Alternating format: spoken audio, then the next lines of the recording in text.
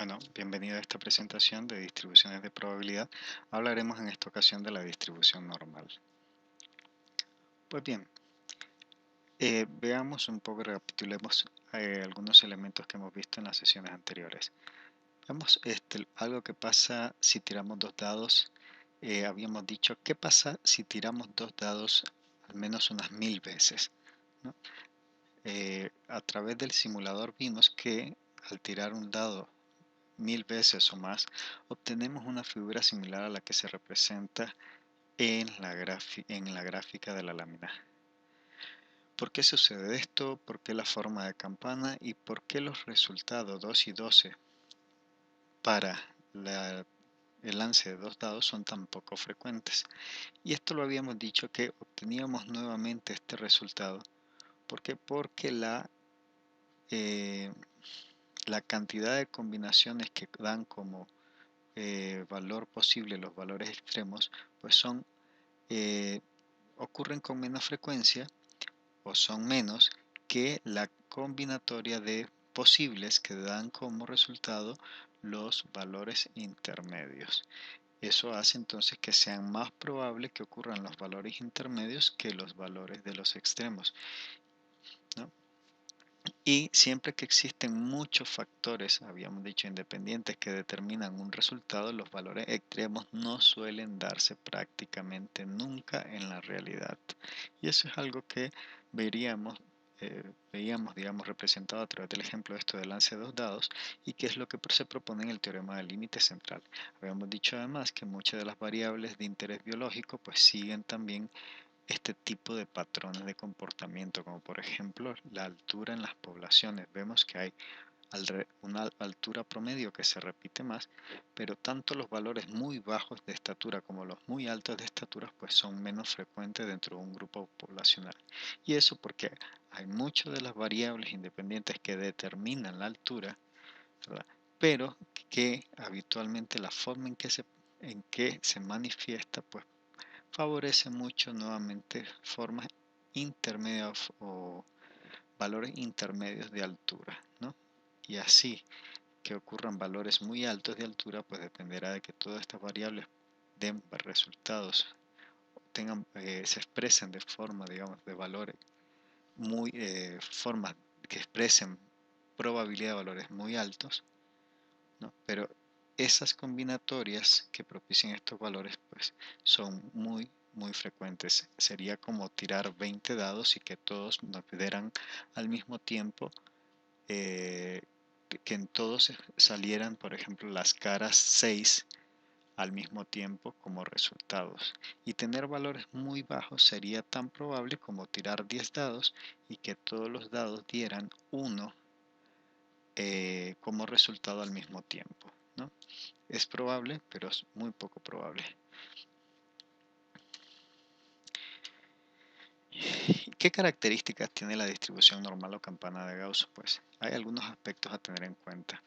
Bueno, lo primero que tenemos que saber es que la distribución normal no permite estimar la probabilidad de valores concretos. Y esto lo veremos a mayor profundidad en otros momentos. Pero entonces, si yo estoy utilizando la distribución normal, no puedo calcular la probabilidad de obtener la probabilidad de que en la población, por ejemplo, se obtenga un resultado X, ¿no? Un resultado puntual.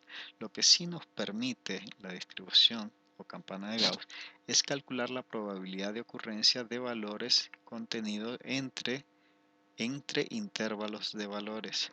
Es decir, puedo calcular cuál es la probabilidad de obtener un resultado, como resultado valores que estén entre 5 y 7, entre 7 y 10, que es lo que tengo, digamos, en este momento en la gráfica, o valores que sean menores a 7 o mayores a 10. Es decir, puedo calcular intervalos de valores, pero no valores específicos.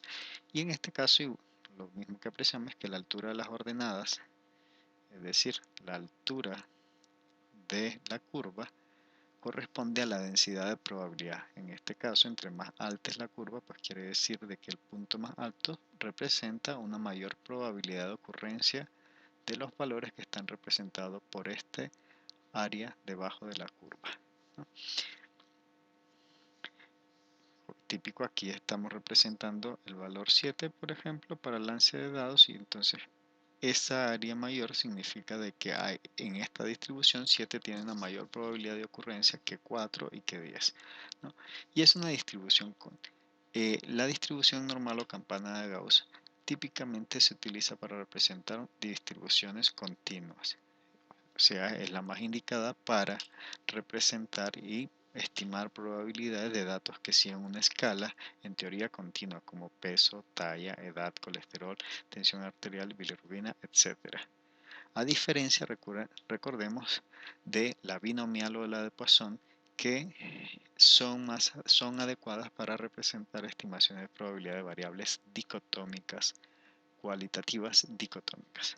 Pues bien, además, la distribución normal teórica nunca se da exactamente, solamente hay aproximaciones a ella.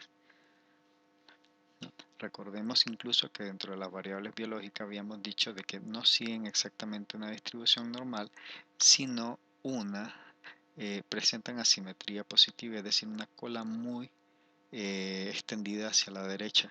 Lo que sí es interesante de la distribución normal es que si bien los valores de las variables biológicas no siguen necesariamente una distribución normal, sí habíamos visto que la distribución de las medias muestrales sí lo sigue. Y eso entonces hace interesante el uso de las propiedades de la distribución normal para estimar la probabilidad de los valores de las medias poblacionales o la media poblacional a partir de una media muestral.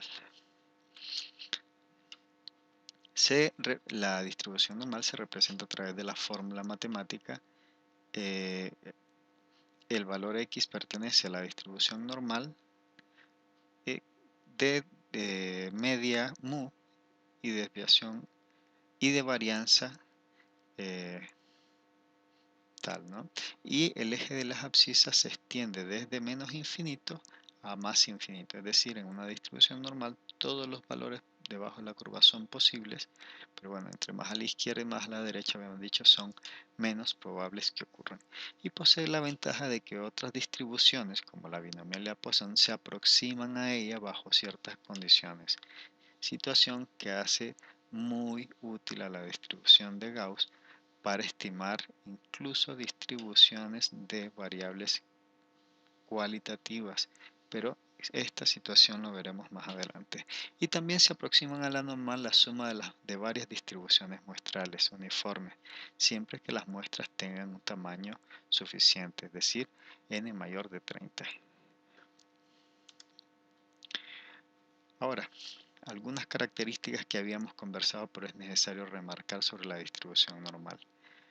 En ella, la media, o sea, el valor promedio, coincide además con la moda y con la mediana.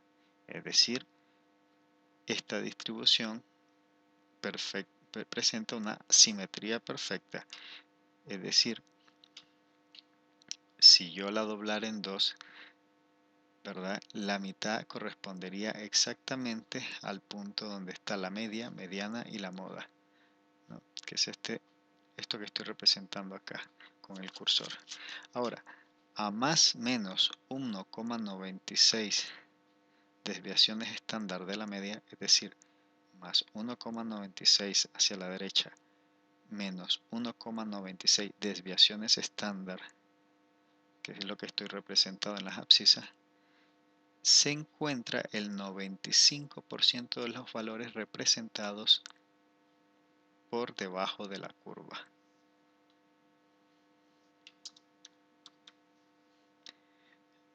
Y a más 2,58 y menos 2,58 desviaciones estándar de la media se encuentra el 99% de los valores representados por debajo de la curva. Recordemos que desviación estándar en este caso Gráficamente la puedo representar como aquel punto donde la curva hace la inflexión y pasa en este caso de cóncava a convexa, ¿no? Y tenemos la primera desviación estándar acá y de ahí hacia abajo, ¿verdad? Trazo una perpendicular y puedo hacer lo mismo hacia el otro lado. Este espacio entre la media más menos una desviación estándar alberga el 68,2% de los valores centrales albergados por debajo de la curva.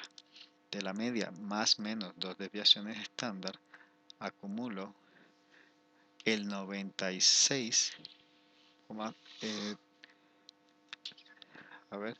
es 68 y en este caso más 26, el 96% de los valores por debajo de la curva. Y eso lo habíamos dicho anteriormente, ¿no? Y más o menos 3% prácticamente está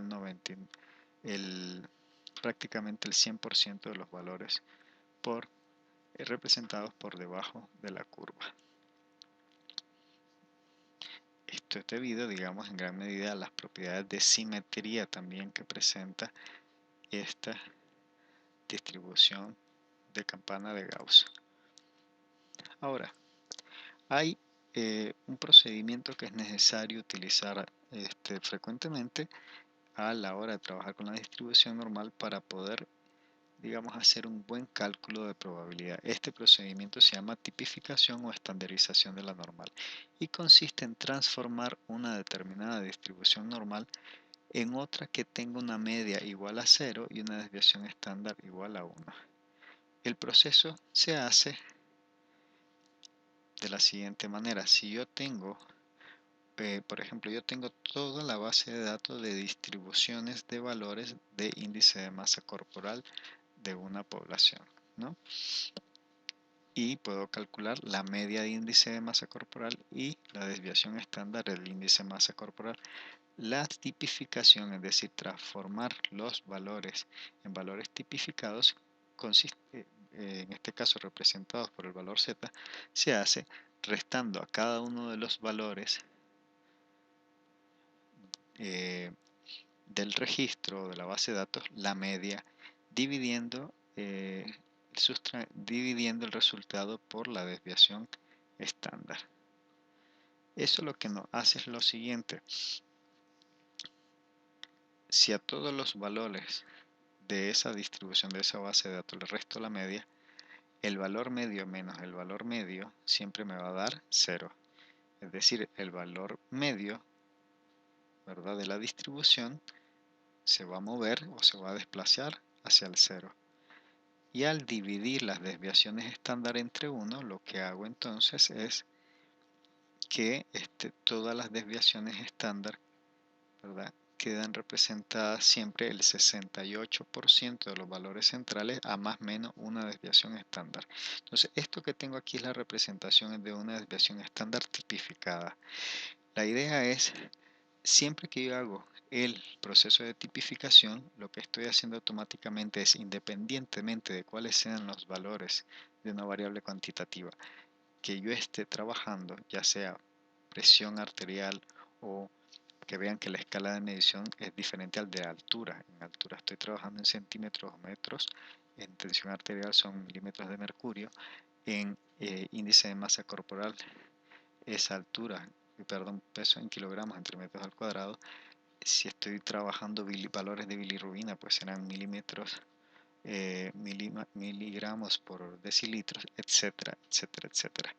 La desventaja de cada uno de estos valores es que cada uno tiene, digamos, valores de representación o escalas de medición diferentes, ¿no? Entonces hace muy difícil la comparación.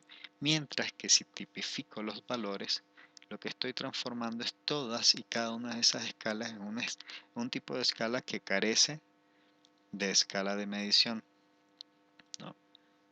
Porque vean, la escala de medición estaría representada en la media, pero estaría representada también en la desviación estándar. Por tanto, si fuera en centímetros, lo que estoy midiendo aquí, centímetros arriba, entre centímetros abajo se van, y por tanto, en la variable tipificada pues desaparecen las, las escalas de medición iniciales y todas las variables o todas las bases de datos que yo tipifique quedan transformadas a una distribución como la que se grafica en la parte de abajo, donde la media coincidirá con el valor 0. La primera desviación estándar hacia la derecha corresponderá al primer valor de desviación estándar, ¿verdad? Y la primera desviación estándar a la izquierda pues corresponderá a menos una desviación estándar, ¿no? Y entre más menos una desviación estándar, cualquier variable normal tipificada pues contendrá lo que habíamos dicho anteriormente, pues, los parámetros referidos, ¿no? Entre más menos una desviación estándar, el 68%, el 68,2% de los valores, a más menos una desviación 1,96 estándar, el 95% de los valores, y a más menos 2,58 desviaciones estándar, el 99% de los valores. El proceso de tipificación, si ustedes lo analizan, es muy similar al proceso de conversión de la variable peso y edad, ¿verdad?, a un índice de masa corporal.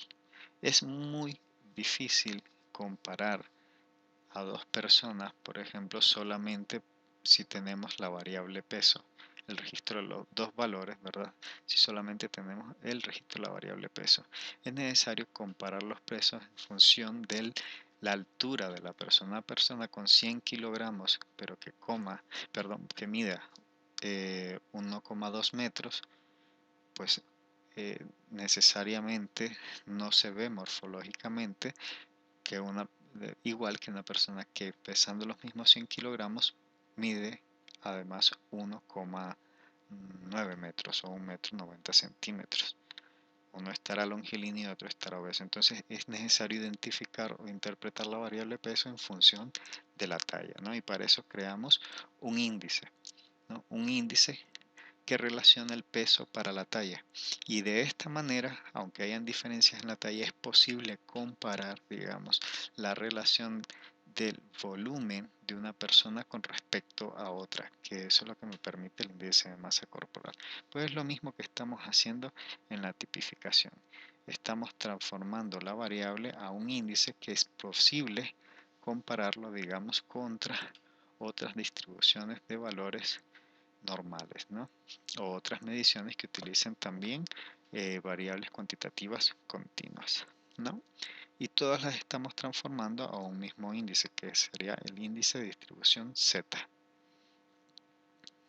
Pues bien, de todas maneras, en el material de apoyo tienen mayor documentación para profundizar sobre ese procedimiento llamado tipificación y estandarización. Esto, el, el tipificar una variable a, a, a una distribución de media 0 y de desviación estándar 1, lo que permite además es que yo puedo usar una misma tabla de valores tipificados para calcular la probabilidad de ocurrencia de un evento. Es decir, si yo he tipificado la variable, yo puedo utilizar esta tabla y esta tabla la puedo utilizar de la siguiente manera. Una vez identificado un punto Z de corte, valores Z son los valores tipificados que serán representados por la abscisa, ¿no? Lo que en las ordenadas cartográficas hubieran sido el eje de las X, en este caso está ocupado por el eje de las Z. Entonces habíamos dicho, recuerden, entre las propiedades de la distribución normal no permite calcular valores específicos, sino que rangos de valores. Y en esta tabla de distribución lo que calculamos es la probabilidad de ocurrencia de valores a la izquierda del punto de corte establecido. Y el punto de corte lo establecemos en valores Z. Así, si a nosotros nos interesa ver cuál es la probabilidad de ocurrencia de valores que están a la izquierda del punto Z igual a 0, pues lo que tendríamos que hacer es simplemente ubicar el valor Z, que vale. Primero, la columna de la izquierda nos permite calcular los primeros dos decimales y, perdón, la primera columna nos permite calcular los primeros dos decimales y las columnas subsiguientes a la derecha nos permiten calcular el segundo decimal.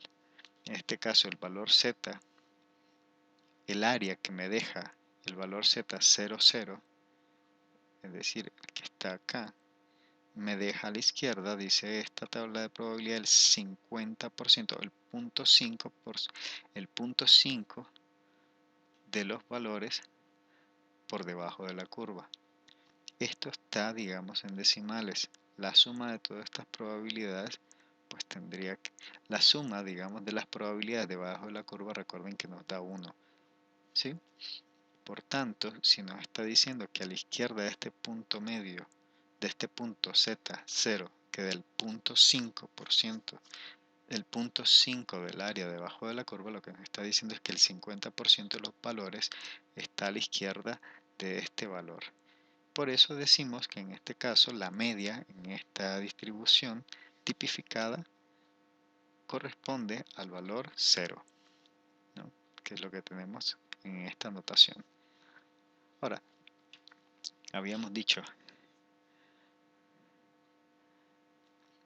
a una desviación estándar, si calculamos a una desviación estándar, nos calculará aquí. ¿Lo ven? Una desviación estándar. El área de la curva que está a la izquierda de una desviación estándar positivo corresponde al 84,13% del área debajo de la curva. Si me interesa saber cuál es el área de la curva que corresponde, por ejemplo, a más 1,05 desviaciones estándar a la derecha, entonces yo tendría que agarrar 1 y luego recorrerme hasta 0,5 desviaciones estándar. Yo tendría entonces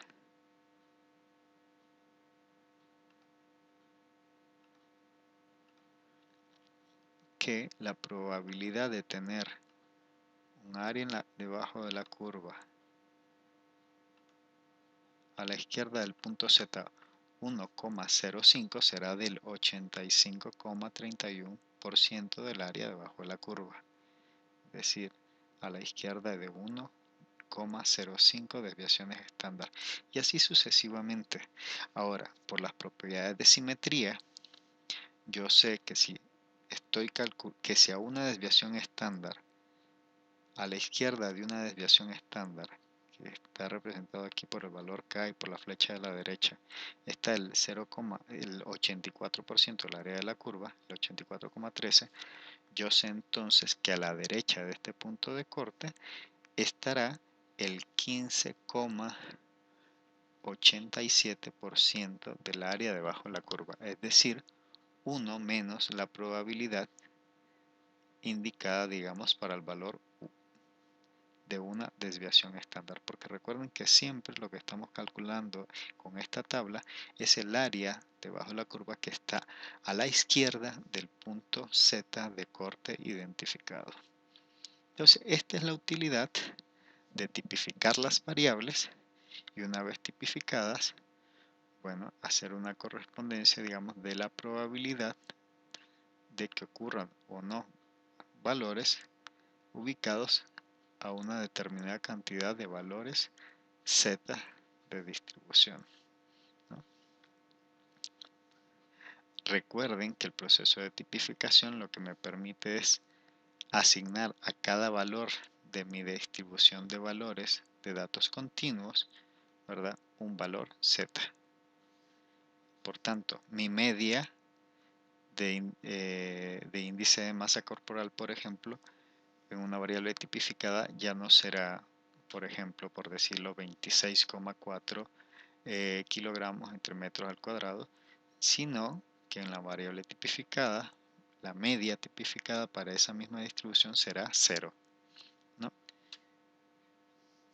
Entonces, y a cada uno de los valores de mi distribución original le corresponderá un valor z específico. Entonces, eso será lo interesante posteriormente, que esta fórmula la puedo pasar distintamente. Puedo calcular un valor z a partir de los datos de mi base de datos y posteriormente puedo calcular a qué valor de mi base de datos, a qué valor de los calculados registrados en mi base de datos corresponde el valor z que estoy analizando en la tabla de distribución de valores tipificados, y eso lo hago simplemente despejando la x de la fórmula anterior, donde para calcular el valor de x al cual corresponde el valor z que estoy identificando, lo único que tendría que calcular es entonces el valor x o el valor eh, al que equivale el valor z que estoy representando, se calculará sumando a la media la desviación estándar por el valor z. ¿Lo ven? Estoy despejando la fórmula anterior. Y es de esta manera entonces que la utilización de la tabla de distribución normal tipificada pues me genera un montón de ventajas para estimación de probabilidad. Esto de todas maneras lo desarrollaremos a mayor profundidad en los ejemplos que vienen a continuación de esta presentación en un ejercicio. Por ejemplo, si en una población normal la media es de 40 años y la varianza de la edad es de 25, ¿cuál es la probabilidad de encontrar un individuo que tenga una edad superior de 30 años e inferior de 50? ¿Lo ven? Entonces no necesito tabular y palotear todos los valores que tengo en la base de datos. A través del proceso de tipificación es posible responder de una forma muy sencilla a este tipo de planteamientos. Nuevamente, ¿qué pasos entonces desarrollaríamos? Primero, tipificar la variable, es decir, veremos este procedimiento posteriormente. Paso 2, identificar en la tabla de distribución z para la variable normal 0,1 el valor para los valores calculados y resolver el ejercicio apoyando en la gráfica de distribución normal. Pues bien, veamos entonces el paso número 1. ¿Qué datos tenemos? Bueno, que la edad media de la población analizada es de 40 años y la varianza es de 25. Para calcular yo, para tipificar un valor, lo que necesito es el valor de la media y de la desviación estándar. Si la varianza es 25, la desviación estándar es la raíz cuadrada de 25, por tanto, la desviación estándar es igual a 5 en este caso, ¿no? Ahora, tipifiquemos el valor. ¿Qué valor vamos a tipificar? Pues el primero que nos interesa es el valor 30 años, ¿verdad? ¿A qué valor tipificado correspondería 30 años? Pues bien, entonces para saberlos, ¿verdad? Para ver a qué valor z en una distribución normal tipificada correspondería el valor de 30 años, al valor 30 años le restamos el valor de la media, en este caso 30 menos 40, y lo dividimos entre la desviación estándar, que recuerden que la desviación estándar no es nada más que la raíz cuadrada de la varianza. Por tanto, tendremos raíz cuadrada de 25. 30 menos 40 es menos 10 y raíz cuadrada de 25 es 5. Menos 10 entre 5 es igual a menos 2.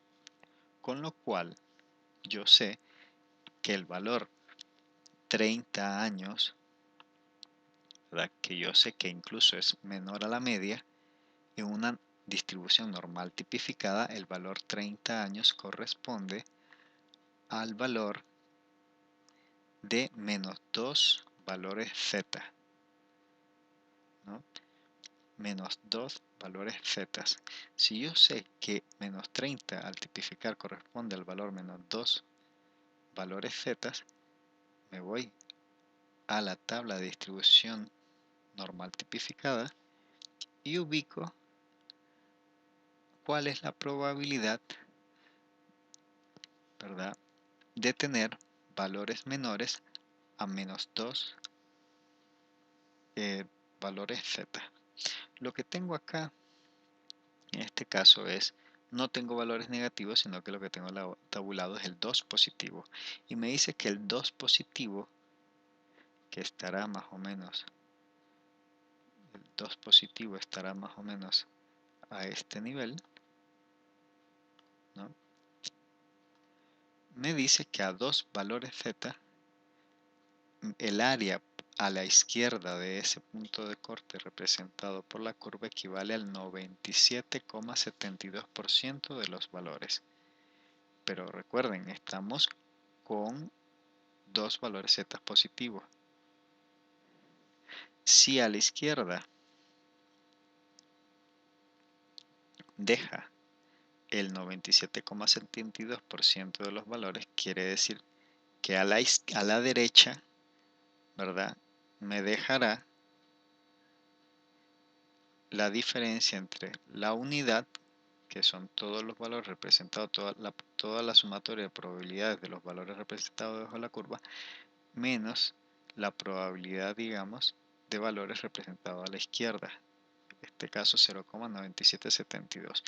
Y al restar a la unidad ese valor, lo que tengo es la probabilidad que este punto de corte, la probabilidad de que ocurran valores mayores a 2 valores z, que es de 0,228. Ahora, por la propiedad de simetría, yo sé que si a 2 valores z a la derecha me deja a su derecha el 2,28% de los valores debajo de la curva, por la propiedad de simetría, entonces a menos 2 valores z, yo sé que a la izquierda también me dejará representado al 2,28% de los valores por debajo de la curva que están a la izquierda del punto de corte menos 2 valores z. ¿Lo ven? Es jugar un poco con las propiedades de la simetría de la distribución normal tipificada y con el hecho de saber que la sumatoria de todas las probabilidades representadas debajo de la curva tiene que dar siempre como sumatoria 1. Ahora veamos.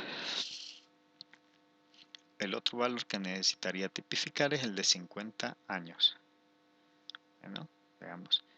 50 años es superior a 40 años, por tanto yo sé que corresponderá a un valor de z positivo, o por lo menos mayor que 0, ¿no? Porque 40 años en este caso, que es el valor promedio o la media, estará representado en la normal tipificada por el z igual a 0. Al tipificar, entonces, ¿qué es lo que hago? Tipifiquemos el valor 50 años. ¿A qué valor z corresponde 50 años? Entonces, para tipificarlo, a 50 años le restamos la media, que son 40, y lo dividimos entre la raíz cuadrada de la varianza, que es 5. Esto nos da 10 entre 5 igual a 2. Es un 2 positivo. Esto hace mucho más fácil la labor. En la tabla, recordemos, solamente están representados los valores positivos, ¿verdad? Y sabemos que 2 valores z en la normal tipificada me deja a la izquierda del punto de corte, es decir, a la izquierda del valor z igual a 2, el 97,72% de los valores.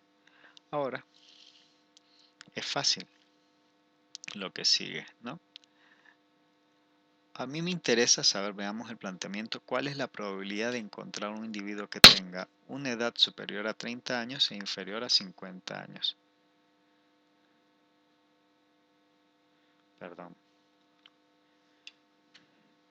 Esto es sencillo. Lo que tengo entonces será lo siguiente. Primero observemos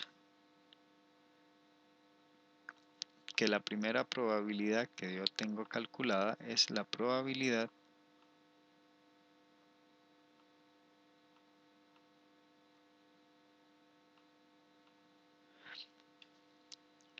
¿no?, de tener menos de 50 años, donde 50 años equivale al valor z igual a 2. Entonces, la probabilidad en esta muestra de tener menos de 50 años es del 97,72%, lo cual está representado por este corchete, ¿no? El corchete grande. Ahora, la probabilidad de tener menos de 30 años, ¿verdad? Recuerden que los valores de la tabla siempre me permite calcular los valores a la izquierda del punto de corte. En este caso, el punto de corte está establecido por 30 años y 30 años al tipificar la variable estaría representado por el valor z menos 2. Entonces, la probabilidad de tener menos de 30 años será del 2,28%, ¿no? Que es la probabilidad que está representada por el corchete pequeño, ¿no? Que está a la izquierda del punto rojo. Por tanto, si yo lo que quiero calcular es la probabilidad de tener entre 30 y 50 años, entonces lo que voy a hacer es a la probabilidad de tener menos de 50 años, le resto la probabilidad de tener menos de 30 años. Con lo cual eliminaremos este exceso del corchete grande, que es la probabilidad de tener de, menos de 50 y menos de 30 años, y nos quedaremos al restarle la probabilidad de tener menos de 30 años con la probabilidad de tener menos de 50 pero más de 30 años. Entonces la probabilidad de tener de 30 a 50 años será la probabilidad de tener menos de 50 años menos la probabilidad de tener menos de 30 años. ¿Lo ven? De forma gráfica lo pueden ver en el esquema. La probabilidad de tener menos de 50 años, que será en la tabla de valores tipificados, nos dará el valor de tener menos de 50 años, que es del 97,72, ¿verdad? Pero entonces esto nos incluye probabilidades incluso de tener 10 años, 5 o 10 o 8 o 20, ¿no? Las incluye. Yo lo que quiero es eliminar de esta probabilidad grande la probabilidad de tener incluso menos de 30 años. Si yo le elimino la probabilidad de tener menos de 30 años, entonces lo que tendré aquí como cociente, como resultado, ¿verdad? Será la probabilidad de tener menos de 50 pero más de 30, que es lo que estoy representando en la fórmula inferior, ¿verdad? Donde a la probabilidad de tener 50 años le he restado la probabilidad de tener, perdón, a la probabilidad de tener menos de 50 años le he restado la probabilidad de tener menos de 30 años, y esto me genera entonces como resultado que la probabilidad de tener entre 30 y 50 años será del 95,4% para los valores representados, digamos, en este ejercicio o en la muestra analizada. ¿Lo ven? Por eso es súper interesante tener conocimiento del procedimiento de tipificación y utilizar adecuadamente la tabla de normal tipificada, porque nos permite calcular entonces probabilidad de ocurrencia de valores o de rangos de valores, más bien. Para este mismo ejercicio calcule el rango de edades comprendido por debajo del primer cuartil, es decir, 25% de los valores en la edad más bajos, ¿no? Pues sería otra cosa interesante, digamos, que se podría hacer a partir de la tipificación de variables. Para ellos, bueno, obtenemos nuestra tabla de distribución Z, identificamos el valor Z positivo que deja a su derecha el 25% de los valores representados por debajo de la curva, ¿no? Vean, entonces nos interesan aquellos que estén por debajo del primer cuartil. Entonces, es identificar el valor Z que deje a su, no es a su derecha, habíamos dicho a su izquierda, el 25% de los valores representados por debajo de la curva. Entonces,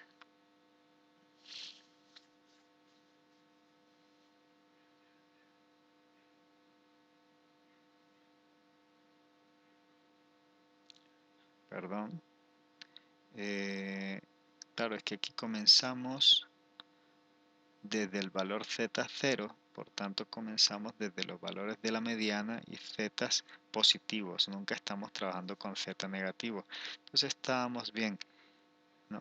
Utilizando las propiedades de la simetría, identificamos el valor z positivo que deja a su derecha el 25% de los valores. Entonces vamos dentro de la tabla de distribución de valores z, ¿verdad? Z son los que están representados entonces desde la primera columna, y los decimales, el segundo decimal lo vemos entonces con los encabezados de las segundas y subsiguientes columnas. Y lo que está representado dentro de las cuadrículas al interior de la tabla son probabilidades. Vemos entonces que a este nivel, entre z 0,67 y z 0,68, está el valor que deja el 25% de los valores a la derecha de su punto de corte. No tenemos el dato exacto, pero es un valor intermedio entre .67 y .68 valores z. Entonces dividimos .67 y .68 entre 2 y nos da el punto z, .675. El valor z positivo .675 es aquel entonces que me deja el 25% de los valores a la derecha de, de, eh, de los valores representados debajo de la curva. Podríamos decir que el valor que estaríamos menos z positivo,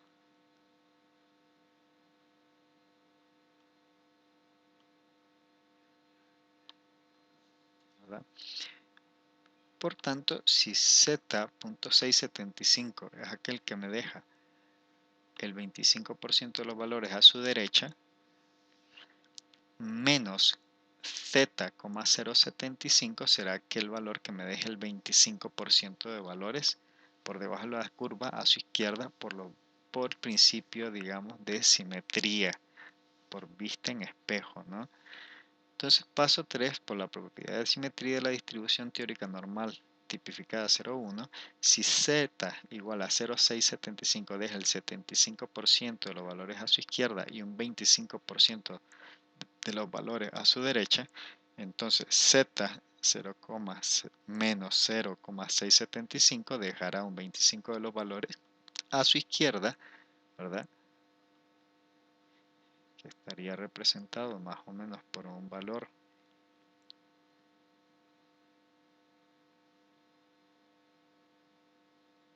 más o menos calculado acá, ¿verdad? Y dejaría el 75% entonces de los valores por debajo de la curva a su derecha, ¿no? Y de esta manera, muy sencilla, pues hemos calculado, digamos, cuál es el valor z, digamos, que me deja el 25% de los valores a su izquierda. La pregunta que hago yo es ¿cuál es a qué valor real de la edad corresponde este valor z? Entonces, recuerden, podemos obtener el valor de edad haciendo la inversa, digamos, de la tipificación. Perdón. Entonces, utilizando la fórmula inversa de la tipificación, x va a ser igual a la media más la desviación estándar por el valor z. Recuerden que la media era igual a 40 años, la desviación estándar 25, y en este caso el punto z es menos 0,675.